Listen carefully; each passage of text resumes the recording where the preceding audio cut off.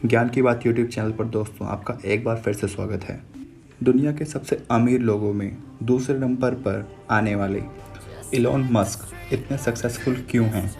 अमीर हैं ये तो सबको पता है, लेकिन क्यों इतने सक्सेसफुल हैं? और बिल्कुल सही तरीके से ये नहीं पता लोगों को, जो कि अभी हाल ही में दुनिया के सबसे अमीर व्यक्ति बन चुके थे। और अब वो जेफ बेलियोस से एक दो मिलियन डॉलर पीछे चले गए हैं। ये आगे पीछे तो दोस्तों देखो चलता रहता है। मैं पैसा दिखाकर एलोन मस्क को बड़ा दिखाना नहीं चाहता हूँ। वो जो कर रहे हैं दोस्तों, और वो जो हैं, दुनिया के सबसे अमीर बनने से भी कहीं ज़्यादा इम्पोर्टेंट चीज़ है। क्यों एलोन मस्क ऐसे हैं कि जब कोई ट्विटर पर ट्वीट करता है कि अब दुनिया के सबसे अमीर आदमी एलोन मस्क हैं, और एलोन मस्क इस ट्विटर का खुद रिस्पॉन्स करते हैं खुद कि ये कितनी अनोखी बात है, और फिर उसे देखकर खुद अपने काम पर लग जाते हैं। आज मैं एलोन मस्क के बारे में कुछ ऐसी ही रिसर्च बताने वाला हूँ जो कि आपको नहीं पता होगी और ना ही कहीं आपने शायद सुनी या देखी होगी, जो कि एलोन मस्क को इस दुनिया से कई अलग बनाती है। पहला है हाईली कॉम्पिटिटिव। एलोन मस्क इतने ज़्यादा कॉम्पिटिटिव हैं कि वो अपना कंपटीशन किसी और के साथ करना ही नहीं चाहते हैं। वो हर बार अपने हार्ड वर्क से, अपने कंपटीशन से आगे ही जाना चाहते हैं।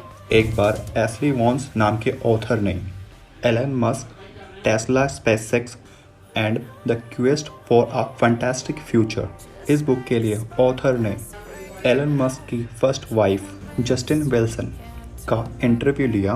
तो इन्होंने बताया कि जब ये लोग कॉलेज में साथ में थे तब जस्टिन के 97 ग्रेड आए थे, और तब एलोन मस्क के 98 ग्रेड आए थे। और एलोन मस्क को इसमें भी कंपटीशन लगा। वो अपने प्रोफेसर को कहते हैं कि नंबर एक बार चेक कर लो, क्या पता और ज़्यादा आए हों। फिर उन्होंने टीचर को कन्विंस किया कि मेरे एग्ज़ाम की रीचेकिंग करो, कि हो सकता है कि मेरे 100 आए हों। इसको कहते हैं दोस्तों कंपटीशन से आगे जाने का लालच। ये कंपटीशन एंड हो चुका है जबकि मैं फर्स्ट आ चुका हूँ, और उसके बाद भी सोचना कि इसमें मैं और क्या बेटर कर सकता हूँ। और दोस्तों ये जो चीज़ होती है ना एक दिन इंसान को सक्सेसफुल बना ही देती है, अगर उसके लिए ढंग से मेहनत की गई हो। फिर आता है दोस्तों डिटर्मिनेशन। अपने बर्थडे के दिन तो आदमी कितना भी बिजी हो, वो अपने सेलिब्रेशन के लिए टाइम निकाल ही लेता है, लेकिन एलोन मस्क कोई सेलिब्रेशन करते ही नहीं हैं। वो अपने काम को लेके इतने गजब के सीरियस हैं कि क्या बर्थडे है, क्या नॉर्मल डे है, कोई स्पेशल डे है, वो भूल ही जाते हैं। इस तरह का सेलिब्रेशन वगैरह उन्हें पता ही नहीं है। उन्होंने तो अपनी सक्सेस को ही अपना सबसे बड़ा सेलिब्रेशन बनाया हुआ है। जब रॉकेट उड़ा, सही गया, वो उनके लिए सबसे बड़ा सेलिब्रेशन था। एलोन मस्क रात को काम करते करते अपनी फैक्ट्री में, अपने ऑफिस में ही, अपने सोफे पर ही, अपने काउच पर ही सो जाते हैं। ऐसा नहीं है कि नींद आई कि फैक्ट्री में ही सो गए। वो ऐसा इसलिए करते हैं ताकि वो फैक्ट्री में जाग कर उनकी जो रोबोटिक मशीन्स वहाँ का काम कर रही हैं, और मशीन अगर रुक जाए तो वो उसको फिर से रेडी कर सकें, फिर से काम करवा सकें उससे। उन्होंने अपने 47th बर्थडे पे लगातार 24 घंटों तक उन्होंने नॉन स्टॉप काम किया था, और उनका मानना है कि इसी को ही सेलिब्रेशन कहते हैं। हालांकि कुछ लोग उनका सेलिब्रेशन के लिए वहीं फैक्ट्री में वेट कर रहे थे, लेकिन उस दिन उन्होंने 24 घंटे काम किया और फ्री ही नहीं हुए। अब आती है बात दोस्तों शॉर्ट टर्म डेडलाइन की। अगर कोई काम है, मान लो जिस काम को करने के लिए आपको 6 महीने लगते हैं, और आपसे कहा जाए कि उस काम को करना है 2 महीने में, तो दोस्तों कितनी हद पार हो जाएगी। तो दोस्तों 2 महीने में पॉसिबल ही नहीं हो पाएगा। एलोन मस्क भी ऐसे ही हर चीज़ में हद पार करते हैं। वो हद पार करने वाले जिद्दी इंसान हैं। जैसे कि दोस्तों आप जानते ही होंगे 2018 में टेस्ला कार की हाई डिमांड की वजह से बहुत ज़्यादा शॉर्टेज हो गई थी, उनकी गाड़ियाँ कम पड़ गई थी, और फिर प्रोडक्शन बढ़ाने के लिए भी उन्होंने हद पार कर दी थी। उन्होंने 3 महीने के अंदर काम पूरा कर दिया। 2018 के जुलाई, अगस्त, सितंबर, सिर्फ 3 महीने के अंदर इन्होंने 50,000 कार का प्रोडक्शन पूरा कर दिया, जो कि एक तरह से कुछ लोगों के लिए इम्पॉसिबल है। फिर आती है दोस्तों बात सेल्फ एजुकेशन की। क्या आपको पता है दोस्तों कि टेस्ला कंपनी अपने एम्प्लॉय को बिना डिग्री के भी काम पर रखती है, अगर वो उस काबिल हो। एलोन मस्क ने एक इंटरव्यू में बताया कि आपको स्कूल सिर्फ 1% सिखाता है, जबकि 99% जो काम की चीज़ें होती हैं वो आपको खुद से सीखनी पड़ती हैं। नावेद फारूक, जो कि क्वीन यूनिवर्सिटी किंगस्टन में एलोन मस्क के रूममेट रह चुके हैं, उन्होंने एलोन मस्क के बारे में बताया कि हर बार वह अपने ग्रेड्स वगैरह आपस में क्लासमेट्स कंपेयर करते हैं। तब देखा गया कि एलोन मस्क के जो मार्क्स और आंसर्स थे वो और स्टूडेंट से कई गुना ज़्यादा बेहतर थे। तो एलोन मस्क के जो मार्क्स हैं वो उनसे कंपेयर किए जाते थे जो उस कॉलेज के सबसे ज़्यादा नंबर लेके आया करते थे। एलोन मस्क उन सबसे कई गुना ज़्यादा बेहतर जाने जाते थे। 2017 में रोलिंग स्टोन के मैगजीन में एलोन मस्क ने कहा कि वो किताबों के बीच ही बड़े हुए हैं। उन्होंने 9 साल की उम्र में ही इंसाइक्लोपीडिया ब्रिटानिका पूरी पढ़ ली थी। सोचो, इन्होंने इस उम्र में ये पढ़ी जिस उम्र में बच्चे साइकिल चलाना तक नहीं जानते। उन्होंने स्पेसएक्स में भी रॉकेट साइंस को लेकर कोई एजुकेशन नहीं ली। उन्होंने aerothermodynamic of gas turbine and rocket propulsion 3rd edition ऐसी बुक को पढ़ कर ही रॉकेट साइंस सीखी। ऐसी चीज़ सीख ली जिसको हम एग्जाम्पल देते हैं लोगों के कि ये रॉकेट साइंस थोड़ी है। रॉकेट साइंस मायने की सबसे ज़्यादा टफ मानी जाती है। उसको खुद से सीखना एक बहुत बड़ी बात है। अब आता है दोस्तों क्विक डिसीजन।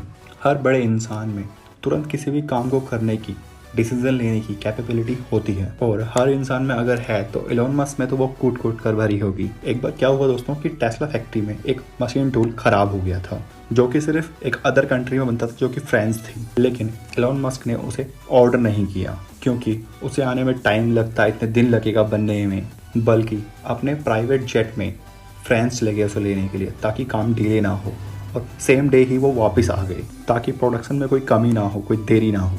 अगर ये बात भी दोस्तों आपको नॉर्मल लगे तो दोस्तों ऐसे बहुत किस्से हैं जिसमें मैं फुर्सत से एलोन मस्क के क्विक डिसीजन के बारे में आपको पूरी विस्तार से एक वीडियो बना के दूंगा। तो चलिए दोस्तों आपको एक और बात बताता हूँ। बहुत से लोगों ने बोला कि अब अमेरिका में कोई नई कार नहीं आ सकती क्योंकि इतनी बड़ी बड़ी कंपनियां हैं जो कि 100 सालों से, 70 सालों से, 80 सालों से टिकी हुई हैं मार्केट में। 2003 में आई है टेस्ला और देख ही सकते हैं दोस्तों कि आज इस टेस्ला कंपनी का क्या लेवल है। मतलब 100 साल 70 साल लगते हैं किसी कंपनी के लिए कि इनकी गाड़ियों को लोग यूज़ करें, अच्छे से देखें और विश्वास बढ़े ताकि उस कंपनी के ऊपर। और टेस्ला अभी आई है, फोर्ड, शेवरले, ये सारी कंपनियां 100 साल पुरानी हैं। तो लोगों ने कहा कि अब कोई न्यू कार नहीं चलेगी और एलोन मस्क ने तब भी खोल दी और टेस्ला फिर भी चलाई। तो कुछ लोग सोच रहे हैं टेस्ला तो एलोन मस्क ने नहीं खोली है। हाँ तो दोस्तों क्या हुआ था कि जब एलोन मस्क ने पावर अपने हाथ में लिया था टेस्ला कंपनी का, तब उस टाइम पे टेस्ला इतनी बड़ी नहीं थी बल्कि एक स्ट्रगलिंग कंपनी थी जिसमें एलोन ने इन्वेस्ट करके उस कंपनी को बचाया, एक डूबती कंपनी को हाथ में लिया। तो बहुत से लोगों ने कहा कि कार की नई कंपनी नहीं आ सकती, एलोन मस्क ने ला ली। तो बहुत से लोगों ने कहा कि तुम ऐसी कंपनी नहीं ला सकते जो रॉकेट लॉन्च करे स्पेस में, ये तो सिर्फ गवर्नमेंट के बस की बात होती है। लेकिन एलोन मस्क ने स्पेस एक्स बना दिया। ये सब किससे जानकर तो लगता है कि एलोन मस्क को कांड का मतलब नहीं पता। अब आती है दोस्तों बात कस्टमर सेटिस्फेक्शन।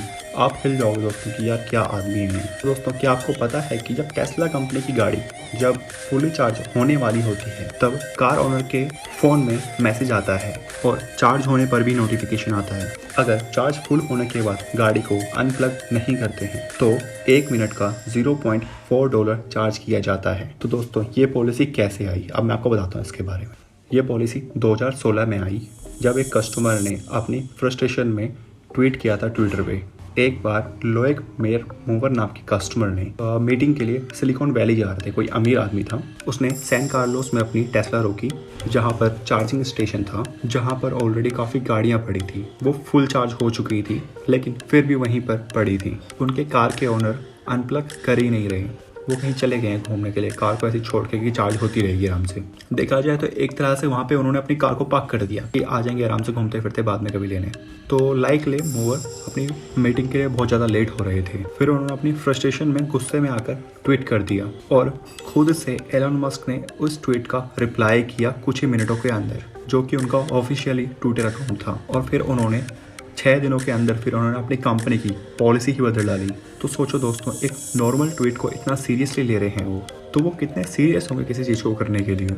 उस ट्वीट के 6 दिनों के अंदर पॉलिसी बदल दी कि कोई भी अगर आदमी अपनी गाड़ी वहाँ पर पार्क करेगा और बैटरी फुल होने के बाद वहाँ पर रखेगा तो पर मिनट $0.4 का चार्ज होगा। और ट्विटर पर कितने एक्टिव हैं एनोनिमस, इस बात का तो क्या ही कहना। इतना बिजी होने के बाद भी वो ट्विटर पर इतने एक्टिव रहते हैं।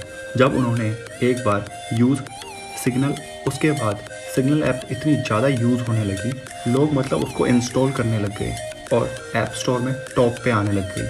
पता ही नहीं था लोगों को कि सिग्नल क्या है।